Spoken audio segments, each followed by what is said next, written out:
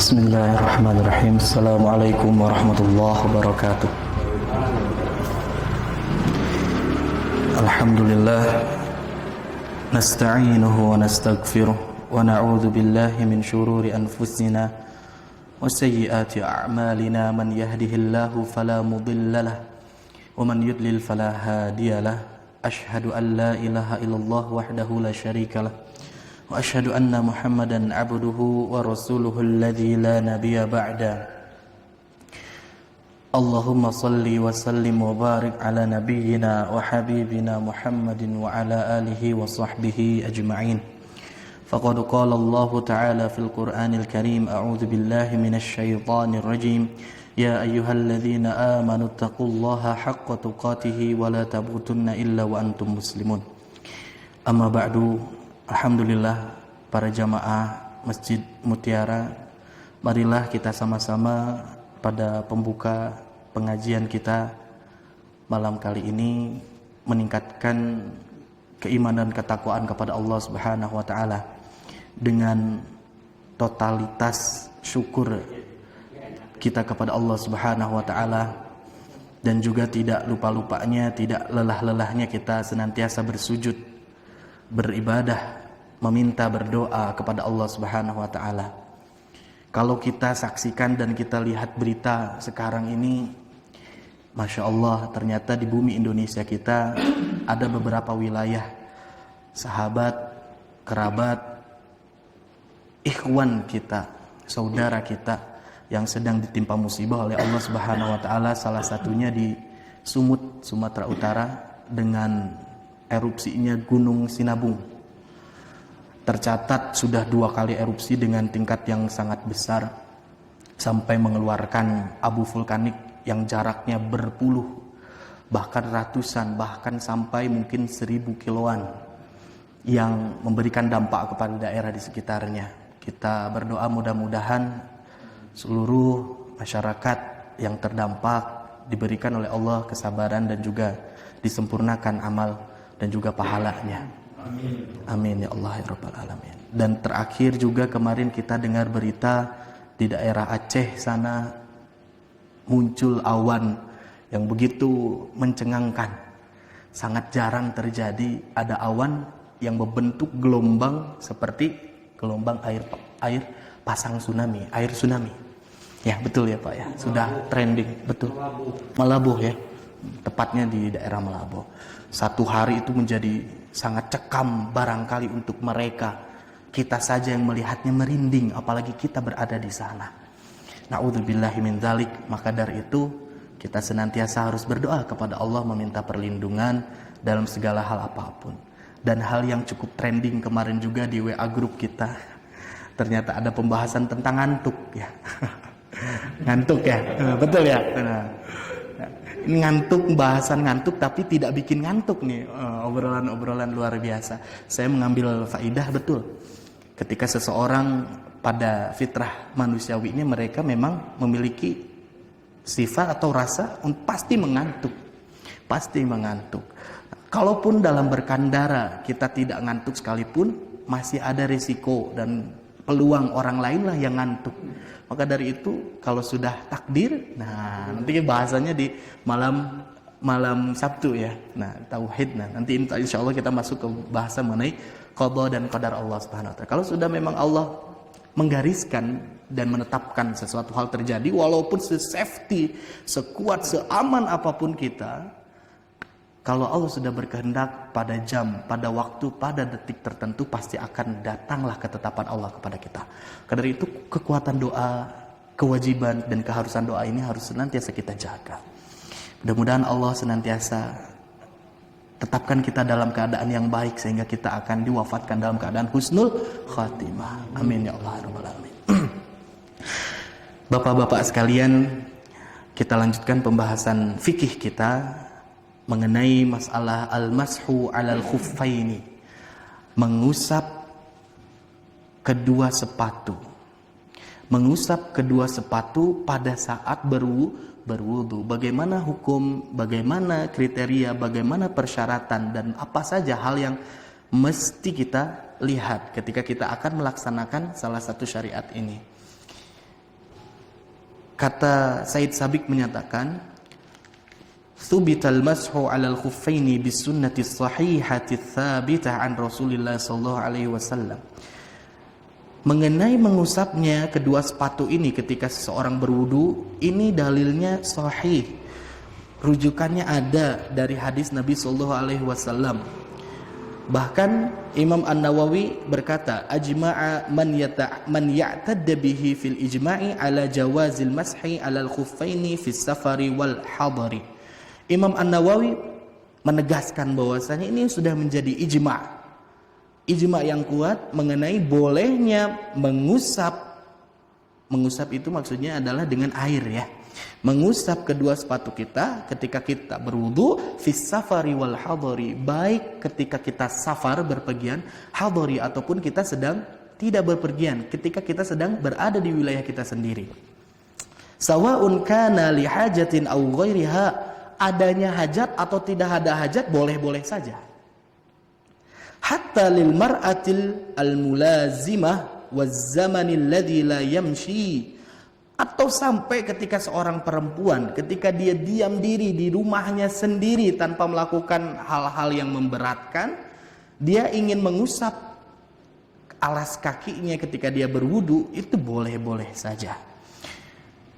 Kenapa ini sangat ditekankan oleh Imam An-Nawawi? Karena ada beberapa bagian dan firqah golongan kaum muslimin, sudah bukan golongan kaum muslimin lagi sebetulnya. Ini ada yang mengingkarinya, itu kelompok Syiah. Wa ankarathu Syi'atu. Syiah itu mengingkari terhadap syariat ini. Wal Khawarij, dan juga kaum Khawarij juga mengingkari terhadap ini. Mereka tidak membolehkan, bahkan mereka menyangkal tidak adanya syariat mengusap sepatu ketika berwudu, nggak boleh. Maka dari itu ada ulama yang terkenal juga menyatakan, menguatkan pendapat bahwasanya boleh kita mengusap sepatu. Wa qala al-Hafidz Ibnu Hajarin fil Fath. Al-Hafidz Ibnu Hajar Al-Asqalani berkata dalam kitabnya Fathul Bari, wa qad saraha jam'u minal huffadhi, dan juga sudah jelas bahwasanya orang-orang para penjaga hadis, ahli hadis, mereka itu bersepakat mengenai masalah ini. Maka dari itu ketika kita mendengar pun jangan terheran-heran, jangan merasa aneh, jangan merasa masa sih ya. Maka dari itu sekarang kita kupas mengenai hal ini. Mana rujukan dalilnya? Ternyata ada dalil yang sangat kuat yang menjadi hujah yang pertama, yaitu sebagaimana periwayatan Imam Ahmad dan Imam Syaikhani, Bukhari dan Muslim, wa Abu Daud wa Tirmidzi. Ini banyak yang meriwayatkannya bahwasanya ada seorang sahabat, Bala Jarir bin Abdillah, sedang atau telah kehampangan, sudah pipis, sudah BAK. Tsumma tawaddoa, kemudian dia berwudu, wa masaha ala khuffaihi, dan ternyata pas ketika dilihat oleh para sahabat yang lain di akhirnya itu masaha ala khuffaihi, dia itu mengusap kedua sepatunya. Faqila, ini pun sesuatu yang ada yang asing sahabat ini. Dan dikatakan, ditanyalah kepada sahabat Jarir ini, taf'alu hadza wa qad bulta. Kamu kenapa melakukan hal ini padahal kamu tadi udah pipis? Cek paribasana mah bilih misalkan eta aya kacipratan, atau masa sih udah pipis tapi kamu enggak wudunya dengan sempurna gitu. Kenapa dengan mengusap saja cukup?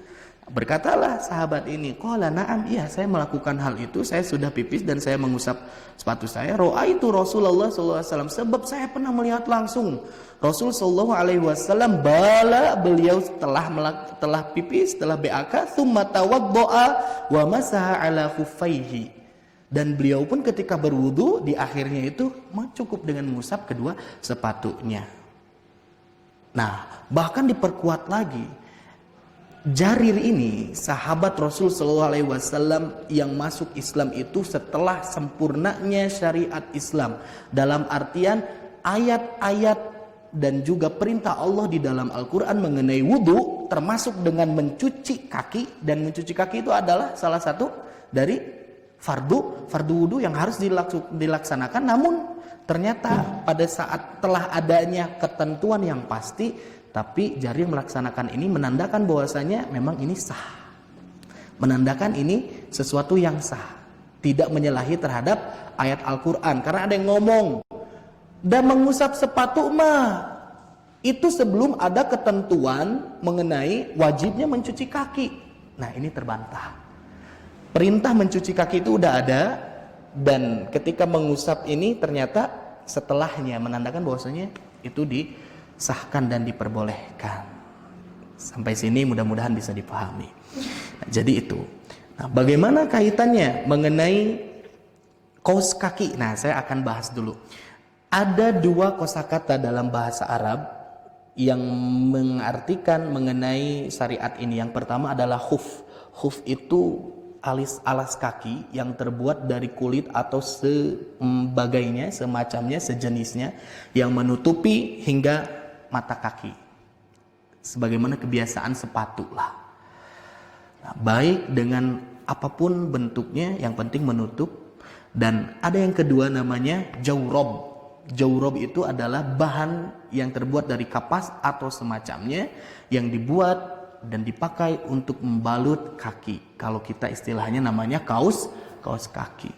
Nah, ini berlaku syariatnya untuk kedua hal itu, baik sepatu atau kaus kaki.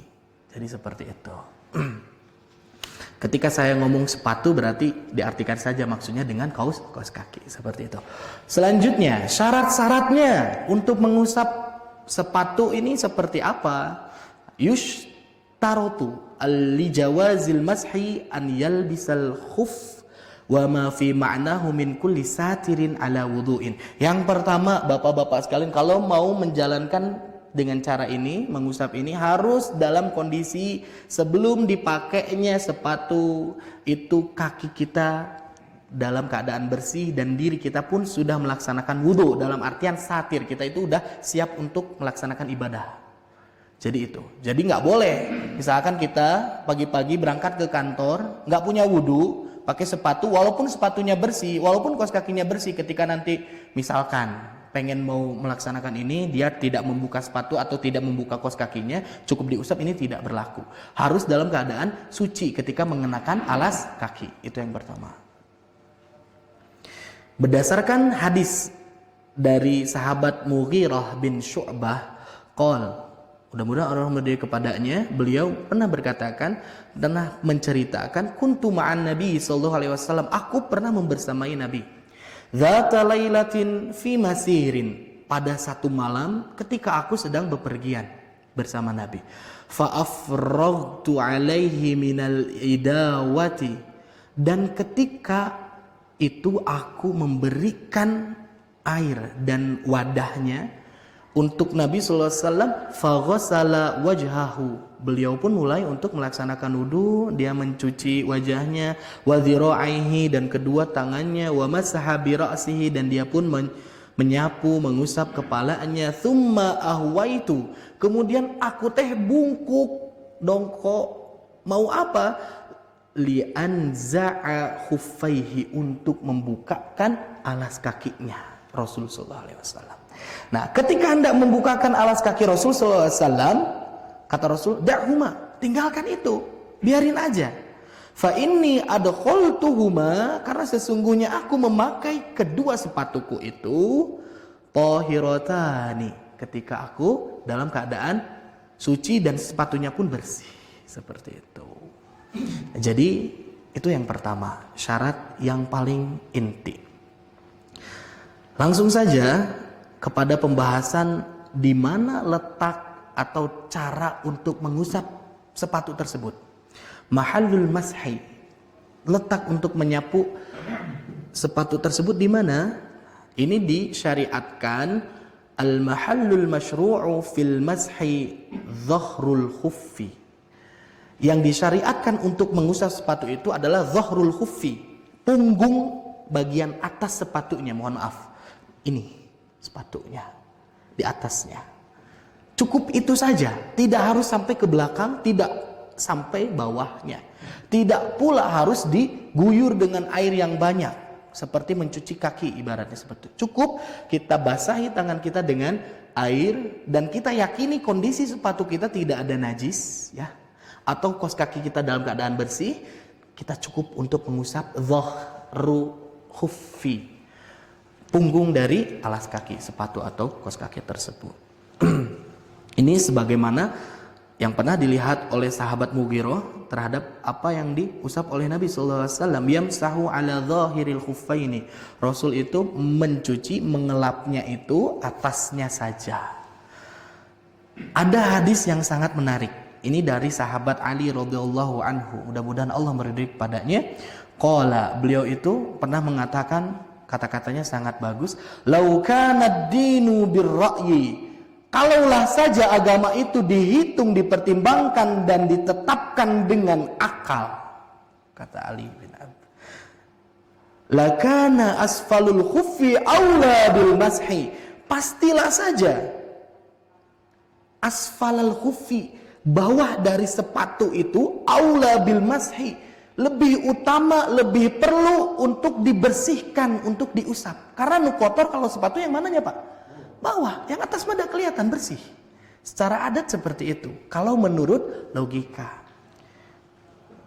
aulal bil mashi min a'lahu, lebih utama itu bawahnya dibandingkan atasnya.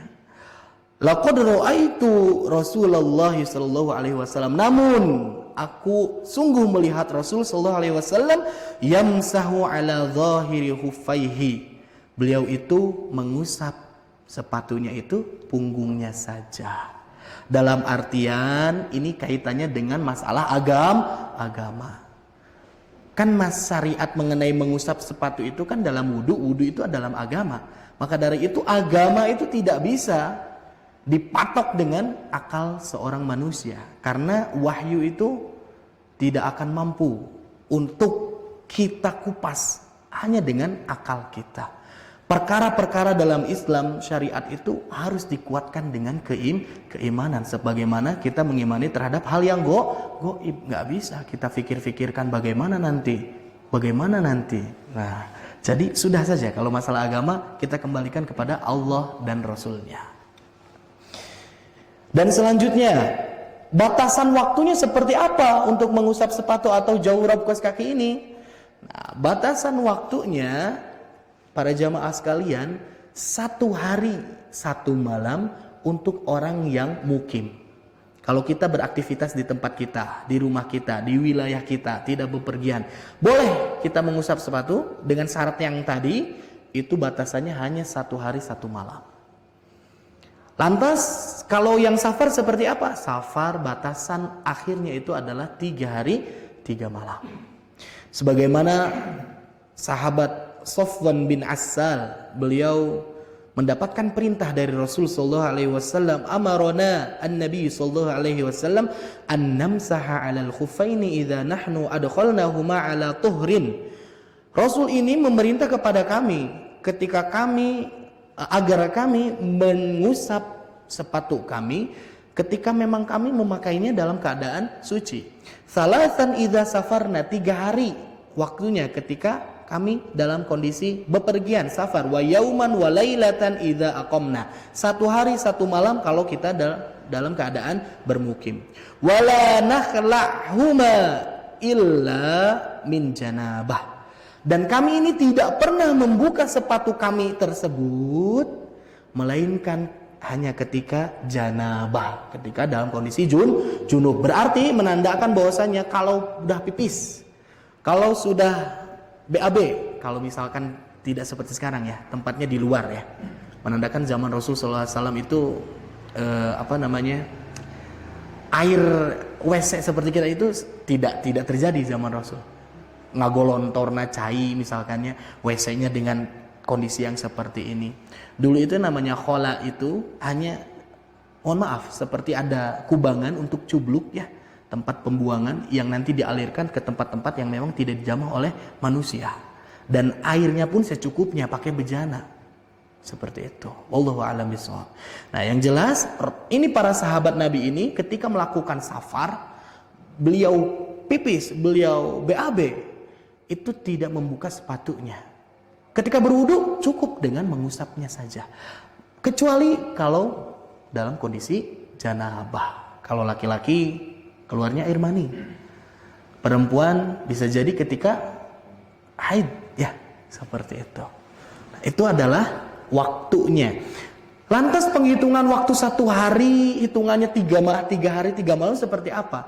Nah, ini ada yang berbeda pendapat dalam masalah ini. Yang pertama, ada yang menyatakan misalkan Bapak udah wudhu pagi-pagi mau berangkat kerja atau keluar safar. Nah, jam 7 pakai kaos kaki, pakai sepatu. Nah, hitungannya 1 harinya itu hari Selasa sekarang misalkan, nah, Rabu jam 7-nya 1 hari.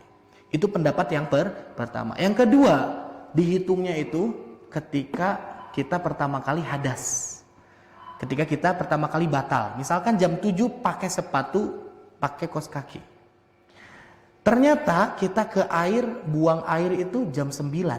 Nah, dihitungnya 1 harinya itu para ulama ada juga yang berpendapat itu dari jam 9-nya. Ketika kita pertama kali mengusap sepatu atau kaos kaki kita.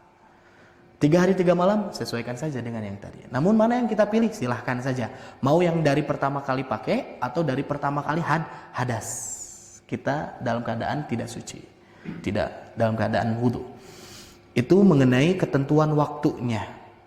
Dan terakhir, apa saja syarat-syarat yang membatalkan mengenai mengusap ini? Yang pertama, inqidha'ul maddah. Habisnya waktu dari yang telah ditentukan. Contoh, kalau udah 1 hari bagi yang mukim, nah, lebih dari jam 7 tadi, dia udah nggak boleh lagi mengusap. Udah harus dicuci kakinya, harus wudhu dengan sempurna. Itu yang pertama. Yang kedua, kalau dia dalam kondisi junub, otomatis walaupun baru 1 menit, entah bisa jam sajam acan, ternyata janabah. Langsung batal syariat ini. Tidak bisa kita hitung. Dan yang selanjutnya adalah naz'ul khuffi. Ketika seseorang menanggalkan kaos kaki atau sepatunya. Misalkan kita masih ada wudhu. Kita masih bersih. Kita masih suci. Dan kita sudah meniati. Atau dalam kondisi yang pertama sholat zuhur. Kita wudhunya cuma diusap kaos kaki kita masuk ke masjid. Misalkan ya. Nah, pas sholat asar. Sebetulnya kita itu masih punya wudhu, belum batal. Nah, tapi karena kita pulang ke rumah, akhirnya kita buka kaos kaki kita, maka batallah mengusap kaos kaki tersebut. Jadi harus dicuci. Pokoknya kalau udah kebuka kaos kaki sama sepatu, misalkan ya, sepatu atau kaos kakinya udah batal. Itu adalah ketentuannya. Sampai sini, paham Pak? Terlalu cepat. Gimana? Kalau sepatunya aja gitu Pak. Kita udah punya wudhunya segala macam. Kaos kaki masih dipakai. Iya. Masjid, sepatu aja yang dibuka. Yang diusap kaos kakinya. Boleh. Yang menandakan itu ketika kita sudah tidak mengenakan alas kaki. Nah, jadi seperti itu Pak. Alas kaki. Karena nggak mungkin juga di masjid dengan kondisi kita seperti ini, kita memakai sepatu sholat masuk ke dalam masjid. Zaman dulu karena tidak memakai ya seperti ini, alas kaki. Nah, adapun kalau misalkan kita melaksanakan sholatnya di lapang, pakai sepatu boleh? Boleh. Ini ada dalilnya. Boleh nggak diusap dengan cara berwudunya? Boleh, diusap saja. Selama kita yakin tidak ada najis, kita memakai sepatunya dalam keadaan suci. Apa wudhunya harus diulang lagi? Gimana Pak? Wudhunya harus diulang lagi kan? Oh jelas. Kalau misalkan kita batal. Enggak. Dari rumah kita udah punya wudhu. Pas waktunya sholat. Masih punya wudhu ya? Iya. Masuk ke masjid hanya sepatu aja yang dibuka. Ada 2 pilihannya. Bapak mau memperbaharui wudhu Bapak, Ya. silahkan dengan mengusap kaos kaki Bapak. Ya. Bapak langsung masuk, langsung sholat karena yakin masih punya wudhu dalam keadaan suci, boleh. Nah, seperti pembahasan kita yang kemarin, memperbaharui wudhu itu adalah sesuatu yang istihab. Iya, dianjurkan sunnah ini, boleh. Jadi seperti itu Pak. Dalam kaidah asalnya boleh langsung masuk, boleh langsung sholat. Ada lagi yang mau dipertanyakan? Saya tepatnya memang kondisi tertentu memang kita agak repot kalau dengan sepatu. Betul. Repot nggak untuk naik bus. Oh iya betul. Ada waktu sholat kan? Itu waktu. Misalnya naik bus kan susah dia mampir-mampir kan. Iya. Kita tulis bentar pakai pesawat gitu. Betul. Atau saya suka perhatikan kalau dia mengalami musim dingin. Betul. Itu kan dia sempat heran deh kalau orang tuh kok bumbu cuma itu aja ya pas kaki dingin doang. Diusap ya. Tapi emang kalau kaki dicopot memudaratkan. Dingin banget. Betul. Dan kena air, Betul. kalau kena air ya. Betul. Begitu kena air selesai dikering, itu jadi kering sekali. Jadi memang lebih bagus pakai kaki. Betul. Betul.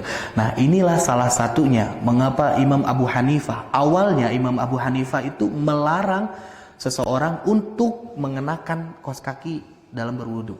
Ternyata di akhir-akhir hayatnya beliau mendapatkan ilmu dan juga akhirnya beliau mengubah fatwanya, menjadikan bolehnya seseorang untuk mengusap saja kaos kakinya ketika berwudu. Ditambah kondisi beliau itu sedang sakit parah. Nah, dan salah satunya pun hal yang menyulitkan itu ketika cuaca yang ekstrim seperti itu, khususnya dingin ya. Bahkan ada salah satu riwayat Pak, nanti kita akan bahas insya Allah, bahwasanya kewajiban untuk mandi janabah itu bisa gugur dan digantikan hanya dengan cukup dengan tayamum saja ketika kondisi seseorang itu mendapatkan cuaca yang sangat dingin sekali. Itu kewajiban untuk mandi janabahnya bisa gugur sampai seperti itu, apalagi wudu. Nah, kalau kita mah mafhum muwafaqahnya dalam kaidah usul seperti itu, jadi apalagi wudu, jadi boleh. Nah, itulah barangkali pembahasan kita untuk masalah sepatu, khuf dan juga jawrob, kaos kaki. Selanjutnya kita masuk ke dalam pembahasan mandi, al-ghusl. Namun sebelumnya saya tuliskan dulu poin-poinnya biar bisa terekam. Biasanya kalau udah ditulis suka ini lebih paham. Yang tadi masalah kaos kaki. Ini mashul khuf. Salah. Mashul khuf atau mashul jawrab sama saja. Yang pertama, pastikan ketika memakai kita suci. Dalam arti kita dalam posisi memiliki wudu. Pastikan yang pertama suci dan juga pastikan sepatu atau alas kaki kita, kaos kaki kita dalam keadaan bersih. Dalam bersih ini pun sama, maksudnya suci. Gimana kalau kaos kakinya suci tapi bau? Bagaimana kalau seperti itu? Wah, itu memadorotkan yang lain juga. Nah, dan juga ketika, yakinlah Pak, ketika kita sholat, mohon maaf, baju misalkan saya belum diganti-ganti udah lama. Ketika sholat itu was-was Pak, mikir, aduh, saya aja ngerasa udah nggak enak gitu ya, apalagi yang lain, takut malah jadi nggak ngehusuin yang lain. Nah, itu adalah sesuatu yang harus kita pikirkan, khususnya dalam keadaan sholat. Nah, gitu ya. Usahakan pakai pakaian yang terbaik, yang bersih. Selanjutnya, setelah pastikan kondisi sepatu dan diri kita suci, ingat bahwasanya batasan ini berlaku untuk yang safar dan mukim. Langsung saya saja tulis. Untuk yang safar batasannya itu 3 hari 3 malam. Untuk yang mukim itu cukup 1 hari 1 malam saja. Ini batasan waktunya. Setelah itu yang diusapnya punggung sepatunya saja.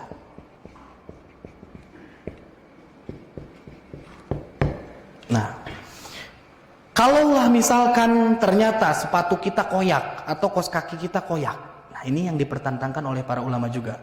Nah, ada yang mengatakan bahwasanya kalau misalkan terbuka dan itu terbuka maka tidak sah untuk memakai cara ini. Mashul huf itu nggak sah.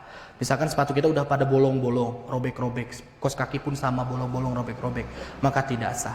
Namun pendapat yang kedua itu boleh. Kenapa? Karena seseorang zaman dulu, zaman Nabi SAW, kalau safar itu berhari-hari, berminggu-minggu, bahkan berbulan-bulan, otomatis sepatunya itu nggak ada yang kayak kita pakai keondangan, ya. Atau kita ngantor, belah sedikit aja kita mah malu. Tapi zaman dulu, nah maka dari itu ada kemungkinan pasti terkoyak. Nah, cuman ada batasannya juga. Selama koyakan tersebut tidak menimbulkan atau memasukkan kotoran-kotoran dari luar yang menjadikan dalamnya jadi kotor, nah itu yang dibolehkan. Jadi jangan sampai asal kemasukan sesuatu yang sampai mengotori dalamnya. Apalagi kemasukan dari najis. Gitu ya. Selanjutnya yang keempat adalah yang menjadi pembatalnya. Pembatalnya apa saja? Yang pertama tadi habis kuota, habis masa berlaku. Habis masa berlaku. Sama ya. Ada sepatunya, ada kaos kakinya, masa berlakunya habis mah udah sebersih sewangi apapun kaos kaki, sehebat apapun HP dan gadget kita, kalau kuotanya nggak ada nggak kepake. Nah, itulah. Selanjutnya apa? Junub. Nah, kalau junub udah langsung batal. Yang ketiga, kalau dibuka. Maksudnya kalau dibuka apa? Kalau dibuka ketika masih dalam masa berlaku itu jadi batal juga.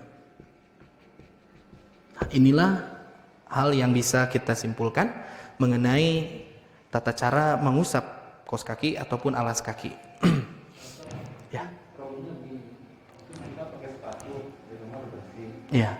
punya bulu. Mungkin kita berangkat naik kereta atau naik bus. Betul.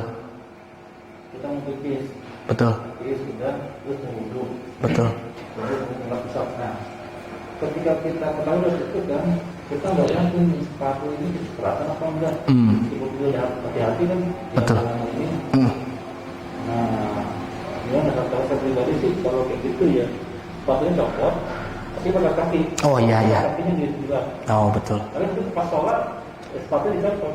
Ya, mungkin di atas sepatu, kaki itu pendapat pribadi. Oh jadi kenal lagi kita. Artinya kalau kita toilet kan, ya pasti paling nggak sepatu itu alasnya itu loh, kan injek-injek. Nah itu nggak yakin juga itu ada. Nah itu dia. Al yaqinu la yuzalu bisyaqq. Itu bisyakin. Nah itu dalam kaidah usul itu ada yang namanya sesuatu yang yakin itu tidak bisa digoyahkan dengan sesuatu yang ragu. Dalam arti diri kita sendiri, hati kita lah sendiri yang akan meyakinkan diri kita mengenai apakah ini kondisinya A atau B, seperti itu. Maka dari itu kembali kepada diri kita masing-masing. Bapak-bapak dan jamaah sekalian, untuk masalah menghilangkan najis khususnya di WC itu udah menjadi masyakoh. Coba bayangkan saja ketika kita pipis, jongkok sekalipun pasti akan ada cipratan yang keluar. Kalaupun misalkan kita sudah membersihkan itu dengan cara yang sangat apik, bisa jadi anak kita, bisa jadi istri kita yang menggunakan WC tersebut yang tidak apik. Jadi kalau dalam pikiran kita ketika dibanjur ke dia, berarti melebar ke sana, nempel ke sana, banjur lagi ke sana, meluas lagi. Ketika kita banjur terus alas kaki, pasti akan ada celah saja untuk kita merasa bahwasanya ini teh, aduh kumaha gitu. Nah maka dari itu keyakinan di dalam hati itu harus dikuatkan. Nah itu namanya masyakoh, sesuatu yang sangat sulit. Memang seperti itu. Jadi mangga Pak Agung, kalau misalkan Bapak merasa kurang yakin dengan hal tersebut, silahkan pilih yang membuat Bapak yakin. Nah, adapun hukumnya tetap berjalan. Bahkan ada salah satu hadis, sahabat itu pernah menggunakan sepatu dan menginjak salah satu kotoran. Nah, dibersihkannya itu cukup dengan mengusap-ngusapkannya dengan bersih, dengan kuat ke tanah. Tidak perlu dengan air. Kalau secara logika kita, apakah hilang itu najisnya? Apakah baunya bisa dipastikan sudah lenyap, sudah tidak berbau lagi? Namun memang syariat menyatakan itulah batasannya. Adapun kita kalau misalkan kita mau bersihkan dengan sabun, dengan air karena ngagolontor, cai, gampil, silahkan. Namun syarat batasannya itu seperti itu. Wallahu a'lam. Cuman yang jelas memang kalau misalkan najis terbawa untuk sholat, nah, dan kita merasa tahu dan kita merasa siga namanya iya najis gitu, nah, maka itu sesuatu yang membahayakan sholat kita. Tapi di luar itu kalau kita tidak tahu, ini masalah najis ya. Kalau kita tidak tahu dan kita sudah merasa sangat total dalam membersihkan itu, insya Allah itu akan sah secara hukum. Wallahu a'lam bishawab. Kebalikannya nanti dengan hadas ya, junub. Kayak di masjid-masjid di daerah ya. Betul. Kita mau masuk ke tempat wudhu, ada kayak kolam. Oh, tempat alas cuci kaki. Iya. Kita wudhu. Kalau dari sana kita masuk ke sini lagi, airnya itu juga. Injak lagi. Itu lagi. Nah, itulah yang menjadikan batasan air lebih dari 2 kulah itu la yunajjisu syai'un, tidak akan membuat najis. Kalau misalkan kaki kita ada najisnya sekalipun, ketika nginjek air yang di situ dan airnya itu lebih dari 2 kulah, kita udah bahas dulu ya, 2 kulah. Nah, maka itu tidak akan membuat najis. Mungkin ariji dungkul kalau China kotor. Iya. Sampai air laukan ya Pak. Iya, membahayakan. Tapi bagusnya Pak, sekarang kalaupun ada yang seperti itu, biasanya dia ada pembuangannya, dibuang sehari sekali atau rutin dibuang dan diganti airnya. Bahkan ada juga di tempat di China teh digolontorkeun wae. Di kerannya digolontorkeun, nanti ada tempat pembuangannya ketika dia udah melebihi batas. Nah, itu salah satu caranya. Allahu a'lam bishawab. Cuman yang jelas insya Allah boleh. Bahkan kalau ya insya Allah deh. Memang itu di kampung-kampung banyak. Saya pun di daerah ya. Oh, kampung ya. Di kota pun masih ada ya. Ada ya. Ngalir ya Pak ya. Ya. Kayak yang diistilahin masjid ganteng juga gitu kan, Stabri itu. Bahkan itu menurut saya lebih preventif ya untuk kebersihan masjid dibandingkan misalkan tidak adanya. Misalkan orang kan nggak tahu, mungkin kakinya berdebu atau misalkan kotor. Kalau kita mah jelek langsung. Jadi kotor langsung kena ke area masjid. Tapi kalau misalkan udah ada tempat cuci kaki, nah, seenggaknya yang tadinya kotor udah agak lumayan tuh ada lap cep ke masjidnya, jadi itu lebih relatif bersih. Wallahu a'lam bishawab. Boleh nanti kita coba pasang kocoran di situ. Walaupun enggak kayak kolam, kocoran buat kaki. Seenggaknya enggak terlalu berdebu ya. Biar Samsu sama Aris. Iya, betul. Nah, salah satunya itu. Ini maksudnya di depan, Pak. Ketika masuk. Apalagi anak-anak ya. Nah, anak-anak kadang-kadang itulah. Biar Ariski sama Asamsu lebih happy bebersihnya. Alhamdulillah. Ada waktu? Oke. Saya tutup barangkali dengan salah satu dongeng cerita. Ada seorang anak, bapak-bapak dan jamaah sekalian, baru lulus TK, dia masuk SD. Lagi seneng-senengnya nyanyi-nyanyi lah, ngahaleuang budak manya. Udah gitu dia masuk ke WC. Masuk ke WC dan ternyata dia di situ bersenandung. Tala'al badru alaina min thaniyatil wada', dengan suara yang kencang. Bahkan namanya anak ya ngerasa penyanyi di dalam WC. Hingga akhirnya bapaknya dengar. Apa-apaan ini digedor tuh. Buka pintu. Budak teh terbalik istilahnya nanaonan anjeun gitu. Akhirnya dicubit, dijewer. Udah, jangan keluar. Nangislah anaknya. Ceritanya populer ya. Nangis anaknya, datang ke ibunya. Ibu sudah nangis. Akhirnya ibunya nanya ke bapaknya, "Pak, ari bapak nanaonan eta budak sampai nangis. Ini anak sampai nangis ini diapain?" "Ya dia senang ngapain di dalam WC baca Quran." Gitu. Ari bapak, kata ibunya, "Ini mah bukan Quran, ini mah nasyid ari bapak." Gitu. Lagu ieu mah Tola al-Badru mah bukan Quran. Hingga akhirnya bapaknya terdiam, merenung dan menangis bapaknya. Kunaon nangis? Ditanya, "Kenapa ari bapak nangis?" "Sudah puluhan tahun saya baca doa ini, saya baca ini dalam sholat saya anggap ini Quran." Akhirnya yang nangisnya anaknya sama bapaknya, dua-duanya nangis bersama. Menandakan apa Pak? Jadi perlunya ilmu itu di situ. Jangan hanya kita istilahnya dah biasana.